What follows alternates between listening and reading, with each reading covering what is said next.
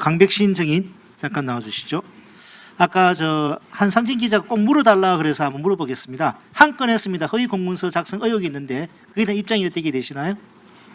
그거는 이제 아마 압수수색 현장에서 개별적으로 벌어진 일이어서 제가 사후적으로 보고받은 바에 아니 수사 보고서 보고 받았을 거 아닙니까? 네, 제가 수사 보고서 제목이더만요. 보고받은 바에 의하면 그 경위가 그 포렌식 수사관이 포렌식을 하다가 그런 내용의 문자를 발견했고 그래서 검사에게 보고를 했고 검사가 가서 그걸 압수를 하겠다 이렇게 하니까 그때 한상진 피의자하고 변호인하고 얘기를 하면서 이건 사생활 부분인데 압수를 하냐 이렇게 아니 얘기를 그 해서 절차가 아니라 그 한상진 기자 그 문자 메시지 내용이 없는 한 건 했습니다가 거기에 제목에 들어가 있는데 거기에 대해 묻는 거 아니에요? 그래서 그 말씀드립니다. 수사관과 검사는 그런 내용을 확인을 한 걸로 기억을 하고 있고 그리고 그 내용을 그 뒤에 피신은 압수 이의 제기를 해서 압수는 못하고 다만 나중에 피신 때 물어보겠다 이렇게 합의가 됐다고 보고를 받았습니다. 그래서 실제 아니, 됐습니다. 피신 조사를 하면서 너무 물어봤는데 그에 대해서 대답하시면 한상진 피의자가 아무런 얘기를 안 했다고 됐습니다. 보고를 받았습니다. 답변이 명확하지 않은데 이에 대해서 수사가 이루어질 것 같으니까 일단 알겠습니다. 들어가십시오. 예. 예, 시간 멈춰 주시고요. 봉지욱 참고인 좀 나와 주십시오.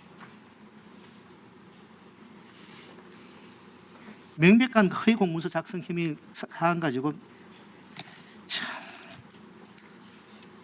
예, 봉지욱 참고인 아까 전에 강일민 정인이 압수수색 과정에서 한 주장에 대해서 사실과 다르다는 말씀하신 것 같은데 거기에 대해서 짤막하게 좀 입장을 말씀해 주세요.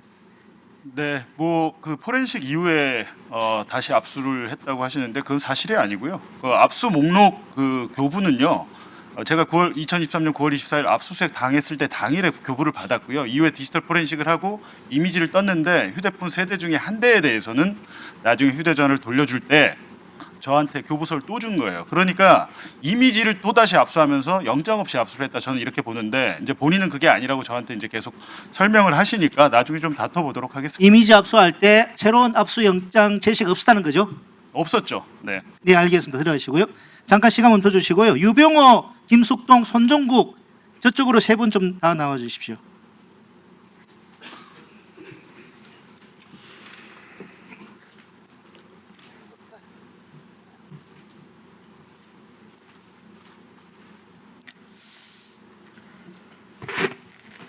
감사원법에 의하면 그 감사 결과 범죄 혐의가 있다 인정되면은 고발하는 거죠. 고발 규정만 있죠. 법에는 수사 의뢰 규정이 없죠. 고발해야 한다는 감사원법에 있고요. 규칙에 규칙 이하의 다만 증거 인멸이나 도주 우려 있는 경우에 수사 의뢰할 수 있다고 했죠. 자, 그 감사 종결일이 2023년 3월 30일이고 수사 요청일이 2023년 9월 13일이에요. 6개월이나 간격이 있습니다. 이 단서의 수사 의뢰에 해당 요건이 안 된다고 보는데 입장이 어떻게 되십니까? 다시 6개월이나 감사가 종결된 게 3월이고 3월 말이고 수사 의뢰가 9월 10일 13일이에요. 그거는 통상적입니다. 그게 통상적이라고 정상훈 사무총장님 이게 통상적입니까? 어머나. 잠깐 계세요. 예. 수사 의뢰나 증거인멸 우려가 있을 때 예외적으로 감사위원회에 의기를 표할 수 있는 수사 의뢰 이게 통상적입니까? 6개월이나 간격이 있는 게 이게 통상적인 거예요?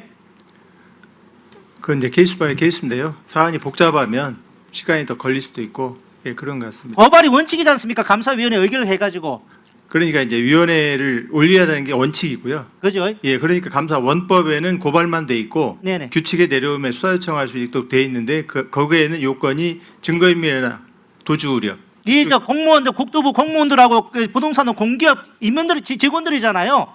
그렇습니다. 그리고 그 당시 휴대폰 다 포렌식 해가지고 다 증거 이게 확보가 되고 이게 그 도주리가 없는 거 아닙니까? 의원님, 이건 난이도 높고 감사 저항이 됐습니다. 심해가지고 3월달에 다 끝났는데 뭘 그래요? 상황이었습니다. 됐습니다. 윤성은 차관 윤성은 정인 예. 아까 전에 이번 감사 관련해서 미처 아까 전에 하지 못한 말씀 있으면 마지막으로 해주시죠.